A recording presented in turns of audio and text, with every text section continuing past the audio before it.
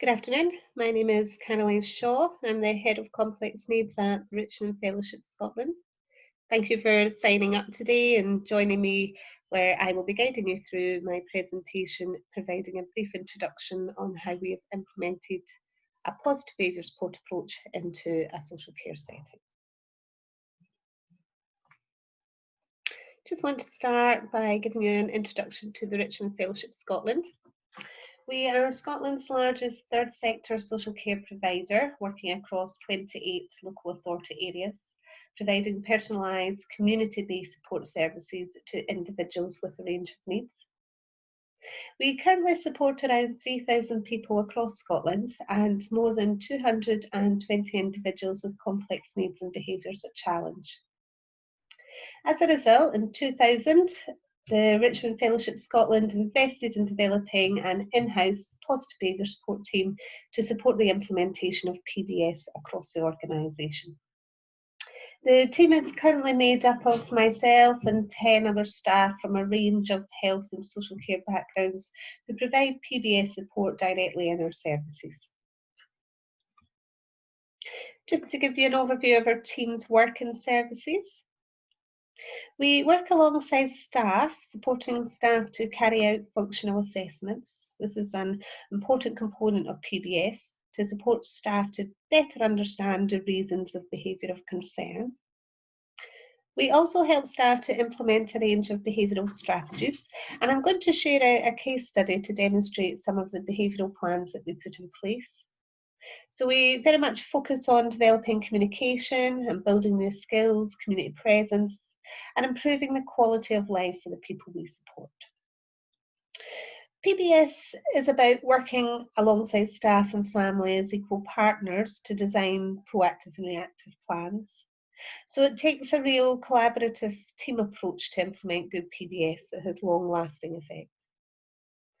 Our work is also very much data-driven. So we use evidence base about the behaviour to guide our thinking and monitor and review the effectiveness of our input.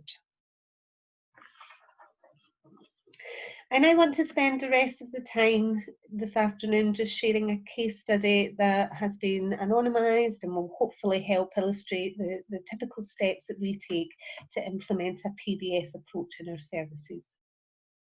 So I'd like to introduce you to John, a young man who's 22 and lives in his own tenancy with support, receiving one-to-one support 24 hours a day. We allocated a behaviour support advisor as a key member of the transition team to help ensure John's service was developed to meet his specific needs. John enjoys busy environments and being part of groups and loves music.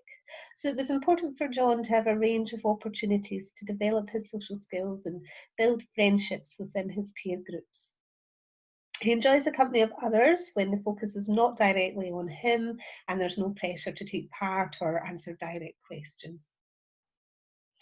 Now, at the time of the transition, John's main form of communication and that of staff was verbal. However, we did know that John required additional processing time and could find abstract language quite difficult to understand. He has a range of needs, including a diagnosis of a learning disability and frequent seizures, which can leave John tired and confused for several days. And the main concerns included physical aggression, which were almost daily occurrences of hitting others, pulling others' clothes, kicking at others within his personal space. And he also had difficulty with impulse control, finding all aspects of waiting tremendously hard, as well as knowing how to interact with his peers, often dominating conversations and finding it hard to share attention.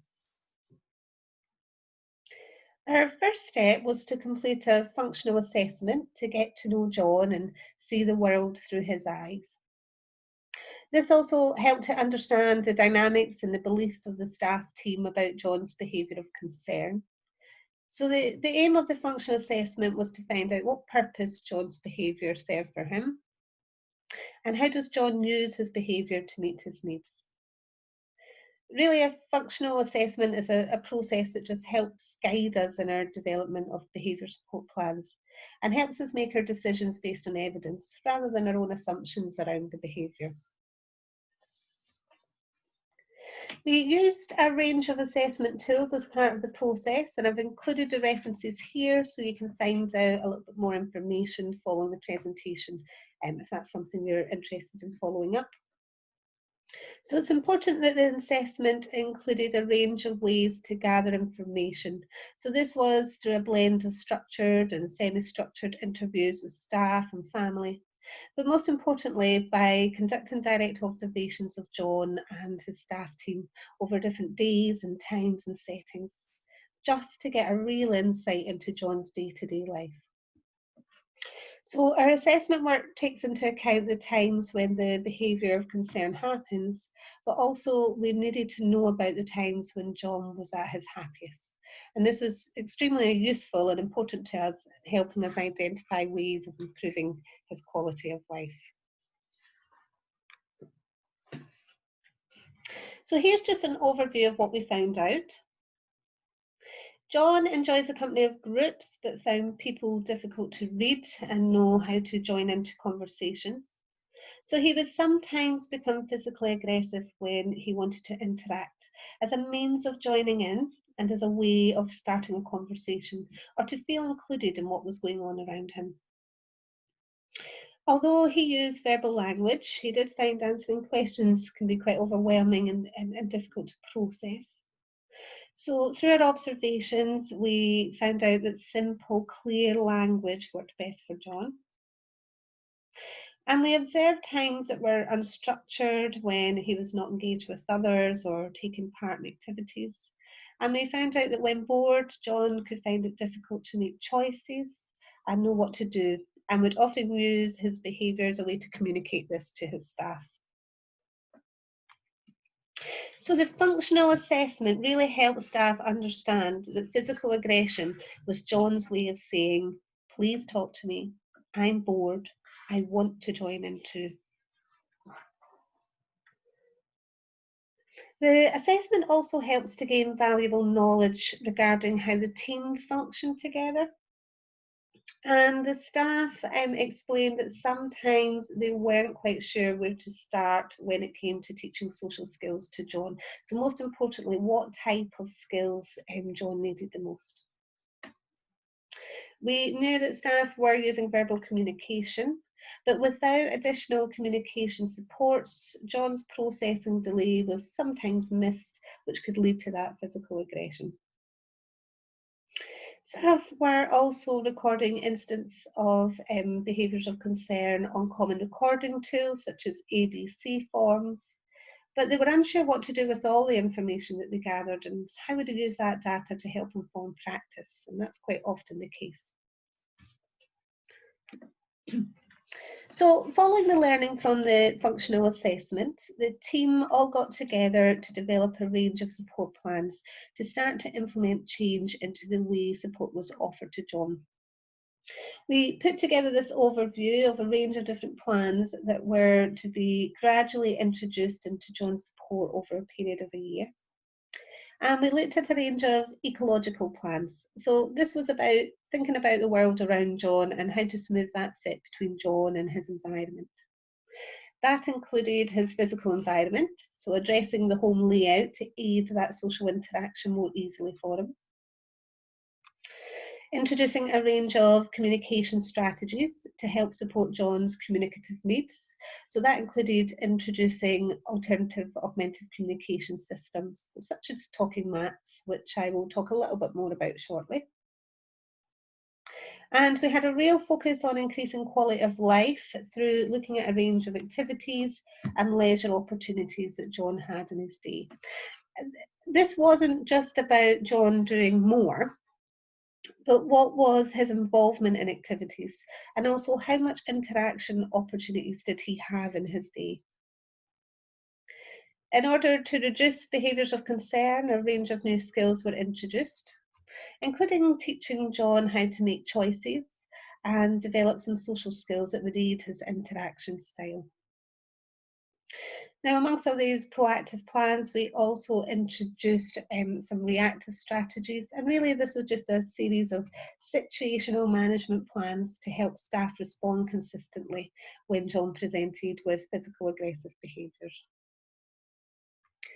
And I just want to take a few minutes to look a wee bit more in detail at a few of these plans. So first I'm going to talk a little bit more about talking maps, if you've not heard of that before, and then move on to look at where we began looking at social skills with John. So just to share a bit more about John's communication plans.